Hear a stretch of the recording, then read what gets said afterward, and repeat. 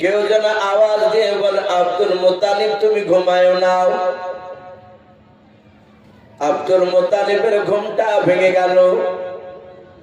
বিছানার চারিদিকে লক্ষ্য করে দেখলেন, কাউকে দেখতে পাওয়া যায় না। হযরতে আব্দুল মুত্তালিব বাবা দ্বিতীয়বার বাপজি চোখটা বন্ধ করে আবার নিদ্রা চলে গিয়েছেন, ঘুমে গিয়েছেন। আবার কেউ যেন বলো, আব্দুল মুত্তালিব ভাই আর তুমি ঘুমায়ো না। আব্দুল মুত্তালিবের ঘুমটা ভেঙে গেল। চারিদিকে লক্ষ্য করে দেখেন বাপজি কাউকে দেখতে পাওয়া যায় না। আব্দুল মুত্তালিব ডাক দিয়ে বলেছিল, কে গো ভাই, আমাকে কেন ঘুম যেতে বারণ করেছো? আওয়াজ দিয়ে বলে, মুত্তালিব ভাই তুমি তো আল্লাহর কাছে দোয়া করেছো, মাওলা আমাকে এক এক করে যদি 10টা সন্তান যদি দান করো, আর ওই আবে জমজমের দ্বারার পানি উদ্ধার করতে পারলে 10টি ছেলের মধ্যে একটি ছেলেকে আল্লাহ রাস্তায় তুমি কুরবানি জবাই করবে বলেছো। এই আব্দুল মুত্তালিব তোমাকে 10টা ছেলে দান করেছে, যা তুমি কাবা শরীফের সামনে গিয়ে আবে জমজমের ইদারাটা উদ্ধার করে এসো। আব্দুল মুত্তালিব ডাক দিয়ে বলেছিল, ভাই আমার যে মক্কা নগরের নামি দামি বংশের লোকেরা তারা আবে জমজমের ইদারা করতে গিয়েছিল, তারা কেউ বের করতে পারে না। আপনি আমাকে নিশানা বলে দেন কোন জায়গা আবে জমজমের ইদারা আছে। আওয়াজ দিয়ে বলেছিল, মুত্তালিব তোমার 10টা ছেলে নিয়ে তুমি কাবা শরীফের সামনে চলে যাবা। তুমি দাঁড়িয়ে থাকবা, দেখবা পশ্চিম আকাশ থেকে একটা সাদা কাক উড়ে এসে মাটিতে ছবল মারবে। ও বাপজি ভাইরা, আমাদের এলাকায় কিন্তু বাপজি সাদা কাক দেখতে পাওয়া যায় না। বা 2 রকমের কাক দেখতে পাই আমরা। একটা কাক মোটা সাইজে কালো, ওটাকে ঝাড়ুদার কাক বলি আমরা।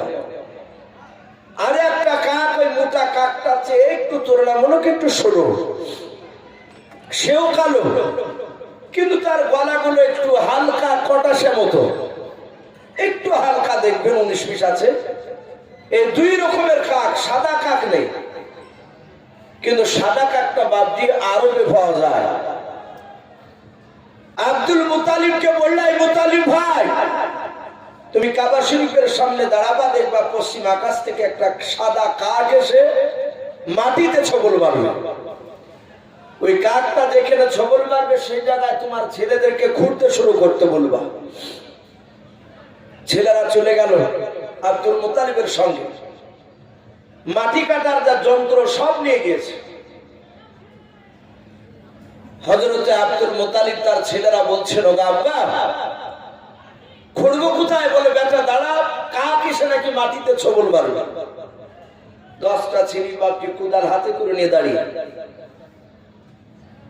মাটি তোলার জন্য ডালি সাদা হাতে দেখছে একটা কাক এসে বাপটির সামনে মাটিতে ছবল মারবে। বলে, বাবা ওই জায়গা খুঁড়তে শুরু করবে। বেশ অনেকটা দূর খুঁড়ে যাওয়ার পরে গর্তটা অনেকটা করার পর দেখছে আবে জমজমের ইদারা। বলুন সুবহানাল্লাহ, ইদারা উদ্ধার হয়ে গেল। এখন উনি যে ওয়াদা করেছিলেন, কিতাবে লিখেছে আব্দুল মুত্তালিব তিনি মক্কা নগরে তৎকালীন সেই জামানা তিনি সৎ ব্যক্তি ছিলেন। বলুন আলহামদুলিল্লাহ।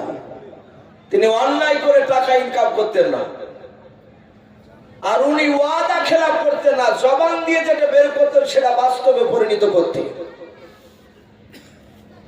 এখনো বাপজি বহু লোক আছে নামাজ না পড়লে জবান এদিক ওদিক করে না।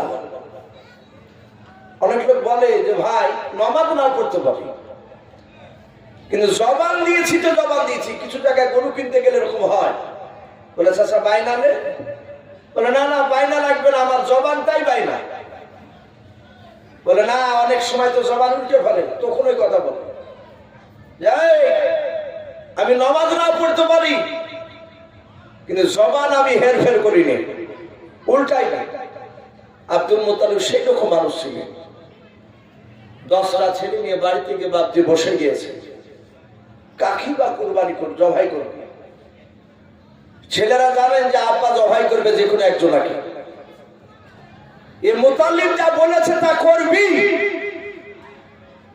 আব্দুল মুতালিব 1 2 3 4 করে করে সিরিয়াল অনুযায়ী একদম শেষ বেটা 10 নম্বর, তার নাম কেতাবে লিখেছে আব্দুল্লাহ। কি নাম? এই ভাইয়ের নামে না। ছোট ছেলেটার নাম আব্দুল মুতালিবের ছোট ছেলের নাম ছিল আব্দুল্লাহ। আব্দুল্লাহকে ডাক দিয়ে বলেছিলেন আব্দুল মুতালিব, বাবা আমি তোমাকে আল্লাহ রাস্তায় জবাই করব। আব্দুল মুতালিব বললেন আলহামদুলিল্লাহ, বলুন সুবহানাল্লাহ। উনি বললেন আব্বা চিন্তা নেই, আপনি ভয় পাবেন না, আপনি যখন আমাকে নির্দিষ্ট করছেন, মোতায়েন করছেন জবাই করবো বলে, আমি রাজি আছি, আপনি তা আল্লাহ রাস্তাতে তো জবাই করবেন। কেমন ঈমান ছিল, সততা ছিল তার মধ্যে, ভয় নেই, কারণ তার পেশানিতে রাসূলুল্লাহর নূর রয়েছে। বলুন আলহামদুলিল্লাহ। আমার বিশ্ব নবীজির আব্বা আব্দুল্লাহ। হযরত আব্দুল মুতালিব মুচকে মুচকে হাসতে লাগলেন, বেটা আমার জীবন ধন্য, এ তুমি ভয় করলে না? তাহলে বেটা আগামী মাসের অমুক তারিখে অমুক সময় তোমাকে অমুক জায়গাতে জবাই করা হবে। এলাকায় প্রচার শুরু করে দিলে। সে জামানায় তো বাপজার আলেম কোরআন হাদিসে ছিল না, কোরআন নাযিলই তো হয়নি, তা হবে কি করে? সে সময় বড় বড় ইহুদি পণ্ডিতরা ছিল, আলেম ছিল ইহুদি, যারা এখনো বর্তমান বাপজি খ্রিস্টান গির্জায় যারা ইমামতি করে। আমি গত বছর চাপড়া একটা জায়গায় গিয়েছিলাম, জালসা হচ্ছে বাপজি গির্জা পাশি একটা ফাঁকা ফিল্ড, ওখানে জালসা। আমাকে নিয়ে গেলাম, বললো ভাই এটা কি বলে, এটা গির্জা? বলে এখানকার মানুষরা ভালো ভালো, খুবই ভালো। আমাকে কমিটির লোক বলে যে হুজুর টাইমটা এখনো 20 মিনিট আছে, একটু যাবেন গির্জা ঘুরতে, দেখতে যাবেন? তো ওদের যে পাদ্রী মশাই, ওনার সাথে কথা বললাম। আমাদের যেমন ইমাম সাহেব, মাওলানা সাহেব, হাফেজ সাহেব, কারি সাহেব বলি আমরা, যারা নামাজ পড়ায়, ওদেরকে পাদ্রী বলা হয়। এখন ওদের গির্জায় যারা ইমামতি করে। তো সেই জামানায় ইহুদির বড় বড় বাপজি পণ্ডিত আলেম, 6টা বাপজি ইহুদির পণ্ডিতরা, কেউ বলেছেন 6টার বেশি, তারা শুনতে পেয়েছে আব্দুল মুতালিব তার ছোট ছেলে আব্দুল্লাহকে আল্লাহ রাস্তায় জবাই করবে। ওরা সবাই মিলে চলে আসে, এসে আব্দুল মুতালিবকে ডেকে বলেন, ভাই শুনলাম আপনার ছোট ছেলে আব্দুল্লাহকে নাকি জবাই করবেন। বলে হ্যাঁ। বলে ছেলেটাকে ডেকে নিয়ে আসে। সামনে নিয়ে আসলো আব্দুল মুতালিবের ছেলে আব্দুল্লাহকে দেখে ওরা তওরাত জুবুর কিতাবটা খুলে বাপজার আব্দুল্লাহর চেহারার সাথে মিলাচ্ছে। আমরা এমন একজন রসূলকে বাপজি পেয়েছি যে নবীর আব্বার কথা, নবীর কথা আদম আলাইহিস সালাম থেকে নিয়ে হযরত ঈসা আলাইহিস সালাম পর্যন্ত মহান রব্বুল আলামিন প্রতিটা নবী রাসূলের কাছে গর্ব করে বলেছেন, বলুন আলহামদুলিল্লাহ। আনন্দ করে বলেছেন, আমি শেষ জামানে আমার দোস্ত হাবিবকে পাঠাবো। আর প্রতিটা কিতাবে তাওরাত, জুবুর, ইনজিল, আরো যে সহিফা কিতাব, সব কিতাবে বাপজি রাসূলুল্লাহর জীবনী দেওয়া ছিল। বলুন আলহামদুলিল্লাহ। হযরতে আব্দুল্লাহকে বলল, চেহারার দিকেছে, হে আব্দুল মুতালিব ভাই, আপনার ছোট ছেলের চেহারা দেখে বুঝতে পারা যাচ্ছে মনে হয় আপনার ছোট ছেলে আব্দুল্লাহর ঔরসজাত সন্তান আখিরি জামানার নবী হতে পারেন। বলুন সুবহানাল্লাহ। আপনি কি জবাই করেন না? ডাক দিয়ে বললেন, ভাই আমি যে ওয়াদা করেছি, আমি তো কথা দিয়ে ফেলেছি যে জবাই করব। ওলামারা বললেন, ওই ইহুদের আলেমরা যে আপনাকে একটা চুক্তি দিচ্ছে, আপনি লটারি কাটুন, আপনাকে যেই যুক্তি মোতাবেক কাজ করতে বলবো সেই মোতাবেক কাজ করেন, আপনার গুনাহ হবে না, আপনার ওয়াদাটা পুরা হয়ে যাবে। এখন তো বাপজি বিবিকে তালাক টালাক দিয়ে ফেললে, এখন এক শ্রেণীর মুফতি, সবাই না, কিছু মুফতি আছে তাদেরকে গোপনে 5,000 10,000 দিলে আপনার ছাড়া বিবিকা বলবে যে ছাড়া হয়নি, ওরা এবার যুক্তি শিখে দিবে।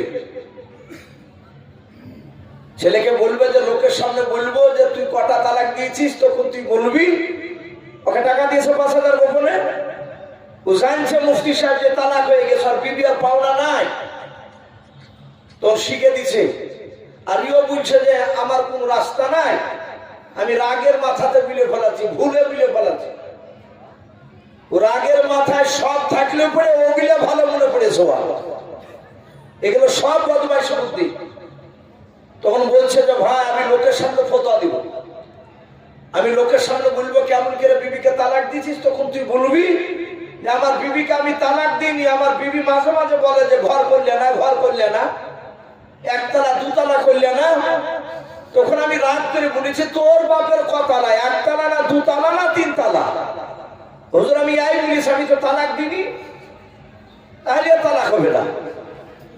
এগুলো বাপজি টাকা দিলে কিছু যুক্তি এক শ্রেণীর দুনিয়াদারি মুফতির কাছ থেকে পাওয়া যায়, কিন্তু ওলামারা লিখছেন কোরআন হাদিসের দিকে লক্ষ্য করে যদি আপনি ফতোয়া দেন, নিজ স্বার্থে দুনিয়ার স্বার্থে নয়, ফতোয়া দিতে গিয়ে অনেক সময় অনেক মুফতির ভুল হয়ে যায়।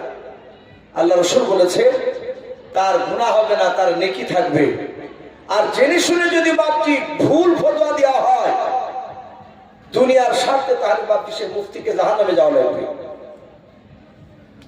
ইহুদির আলেমরা ডাক দিয়ে বলল যে আপনি লটারি কাটুন। বলে কি করতে হবে? বলে একদিকে 10টা উটের নাম, অপর দিকে আব্দুল্লাহর নাম। লটারিতে যদি আপনার নাম আব্দুল্লাহর উঠে, তাহলে আপনাকে আবার লটারি কাটতে হবে দ্বিতীয়বার। বাকি এইভাবে যতবার লটারি কাটে ততবারে আব্দুল্লাহ নাম উঠে। আর ওই বারবার 10টা করে উটের নাম বেশি লিখে লটারিতে। সেরাতে হানবে কেতাবটিতে লিখেছে 100টা যখন উটের নাম লেখা হলো, তখন আব্দুল্লাহ নামটা উঠল না, উটের নামটা উঠল। হযরতে আব্দুল মুতাল্লিব 100টা উটকে বাপজি সে একসঙ্গে জোগাড় করতে পারেনি। অর্থ কাঠামো তার খুব বেশি ভালো ছিল না, সে সময় একটু বেশ মোটামুটি, খুব হাই ফ্যামিলির মোটামুটি একটু চলার মতো ছিল।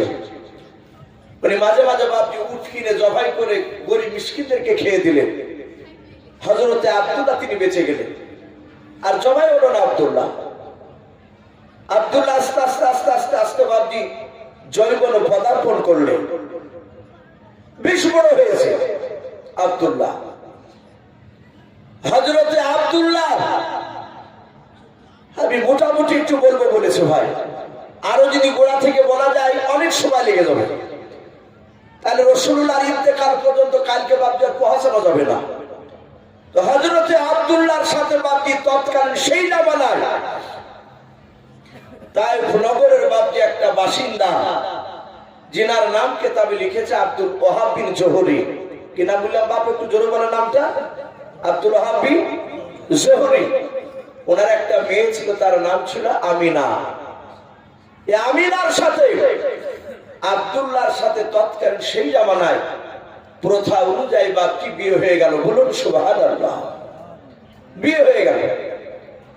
আব্দুল্লাহকে বাপজি আপনার নয় আমিনাকে বিয়ে করে নিয়ে এসে আব্দুল্লাহ বাড়িতে রেখেছে। ওনার বিবিকে বৈকাল বেলা রেখে বলল যে তুমি বাড়িতে থাকো, আমি মক্কার বাজার থেকে বাজার করে নিয়ে আসি। উনি বাজার করতে গেলে, এদিকে বাপজি কেতাবে লিখেছে এই আলোচনা করতে গিয়ে তৎকালীন সেই জামানার গোটা আরবের মধ্যে সবচেয়ে বড় যিনি আলেম, ওনার নাম কেতাবে লিখেছে রাহাব। কি নাম বললাম? রাহাব, পণ্ডিত, ইহুদির পণ্ডিত। তার একটা বিটি ছিল, তার নাম ছিল রোকিয়া। এই রোকিয়া কেতাব পড়তে গিয়ে, তওরাত জুব্বুর পড়তে গিয়ে বিশ্ব নবীর নাম পেয়েছে মুহাম্মদ, বলুন সাল্লাল্লাহু আলাইহি ওয়াসাল্লাম। আর নাম পেয়েছে আব্দুল্লাহ। রোকিয়া ডাক দিয়ে বলছেন আব্বা এরা দুজন কারা? এই কদিন থেকে এদের নাম দেখতে পাচ্ছি তওরাত কেতাবে। ইহুদের আলেম রাহাবের দুই চোখের কোলা দিয়ে বাপ যে ঠোপে ঠোপে পানি ঝরতে লাগলো। হযরত রোকিয়া ডাক দিয়ে বলেছিল আব্বা আমি আপনাকে এমন কোন আঘাতজনক কথা বলি নাই, শুধু বলেছে আব্বা এই কিতাবে দুটো মানুষের নাম কেন এত পাওয়া যাচ্ছে কদিন থেকে? মুহাম্মদ বলেন সাল্লাল্লাহু তাআলা আলাইহি ওয়াসাল্লাম আর আব্দুল্লাহ, এরা কারাও? আপনি কিছু না বলে শুনে কেন আপনি কান্না করেছেন বলেন? হযরত আব্দুল মুত্তালিবের বাপ ছিল ইহুদির আলেম রাহাব, তার কলিজার টুকরা বিটির হাত ওখানে ধরে কেঁদে কেঁদে বলেছিল, মা রে ও বিটি শুনে নাও, এই মুহাম্মদ সাল্লাল্লাহু আলাইহি ওয়াসাল্লাম এমন একজন ব্যক্তি, এই ব্যক্তিকে সৃষ্টি না করলে গোটা পৃথিবীর নিজামকে আল্লাহ বানাতেন না। বলুন সুবহানাল্লাহ। ওরে রকিয়া, ইনি হবেন আখিরি জামানের পয়গম্বর জনাবে মুহাম্মদ রাসূলুল্লাহ সাল্লাল্লাহু তাআলা আলাইহি ওয়াসাল্লাম। আর এই যে আব্দুল্লাহ, উনি হচ্ছেন এই মুহাম্মদ সাল্লাল্লাহু আলাইহি ওয়াসাল্লামের আব্বাজান। হযরত রকিয়া ডাক দিয়ে বলেছেন, আব্বা এই মুহাম্মদ সাল্লাল্লাহু আলাইহি ওয়াসাল্লাম আর আব্দুল্লাহকে চলে এসেছে। বলে মুহাম্মদ সাল্লাল্লাহু আলাইহি ওয়াসাল্লাম আসেনি, কিন্তু মা রে আমার মনে হয় আব্দুল্লাহ চলে এসেছে। বলে আব্বা ওই আব্দুল্লাহর বাড়ি কোথায়? কিতাবে একটু লেখা থাকলে একটু বলুন। ওই রাহাবানেরটা ডাক দিয়ে বলেছিল, মা ওই আব্দুল্লাহর বাড়ি হবে মক্কা নগরে, কুরাইশ বংশের সন্তান হবে। ও মা ওই আব্দুল্লাহর আব্বার নাম হবে আব্দুল মুত্তালিব, কিতাবে লেখা আছে। ওরে মা কেন তুমি এই কথা বলছো? বলে আব্বা আমার তো বিয়ে হয়নি। বলে নাও আব্বা জান, আমি যদি ওই মক্কা নগরে গিয়ে যদি আব্দুল্লাহকে খুঁজে যদি বের করতে পারতাম, আর আব্দুল্লাহকে যদি আমি স্বামী রূপে যদি পেতাম, তাহলে আমি বিশ্ব নবীর আমি জন্ম দক্ষিণে মা হতে পারতাম। বলুন সুবহানাল্লাহ। কত বড় আশা! আচ্ছা বড় নবীর মা হলে দাম নাই? সামান্য একটা হাফেজ সাহেব কারি সাহেবের মা হলেই তো আমরা আনন্দ করি। এই কিয়ামতের ময়দানে নূরের তাজ পরানো হবে মাওলানা হাফেজ কারি সাহেবের মা বাপদের কি। এগুলো দুনিয়াতে দেখতে পাচ্ছি না বলে আমরা এক শ্রেণীর মানুষ এই আলেম ওলামাদেরকে ভাবি যে মৌলবি পড়া ফকিরি লাইন পড়া। এসব জ্ঞানীগুলি ভালো ছেলেদেরকে পড়তে দেয় না, আর বাস্তবিক দেখা যায় মাদ্রাসাতে ভালো ছেলে দেয় না। একটা লোকের তিনটে যদি ছেলে থাকে, দুটো ভালো ব্রিনিয়া, তাদেরকে দেখবেন ইংলিশ মিডিয়ামে পড়াবে। আর যে পাকা কথা শোনে না, গালি দেয়, তার বাপ কি হয়তো পড়াতে হয়তো লোককে মাইয়ে খাম খিদলি করে ফেলছে, তাকে ধরে নিয়ে যে মৌলবি সাহেব বলেন যে মৌলবি সাহেব এই ছেলেটাকে একটু পড়ান তো, ঠিক করেন তো। মুফতি মনিরুদ্দিন রহমাতুল্লাহ আলাইহি, আল্লাহ ওনাকে জান্নাতবাসী করুন, বলুন আল্লাহুম্মা আমিন। উনি বলছিলেন, বাপরে ওই ন্যাংরা নুংরা বদমাইশদেরকে পড়াতে পড়াতে যে আমরা আর ভালো জায়গাটা থাকতে পারছি রে, মানে ছেলে পিলেকে মানুষ করতে গিয়ে উনি রসিকতা ভাবে কথাটা বলছিলেন। হযরতে আব্দুল্লাহ বিবি হওয়ার জন্য রকিয়া বলল, আব্বা আমাদের তো টাকার অভাব নেই। আর অভাব থাকবে কি করে? গোটা আরবের মধ্যে সবচেয়ে বড় আলেম নেই, সামান্য আমরা একটা চুটকে ফিটকে মৌলবি হই তো আমাদের ক্যাপাসিটি আলাদা হয়ে যায়। তাহলে ও যদি সারা আরবের বড় আলেম হয়, তাহলে সে কত বড় দামি, আর তার তো টাকার অভাব থাকতে পারে না। বললো, মা আমাদের তো টাকার অভাব নেই। বলে, আব্বা আপনি মক্কার চৌরাস্তার মোড়ে আপনি একটা ঘর বানিয়ে দেন। আপনাদের যেমন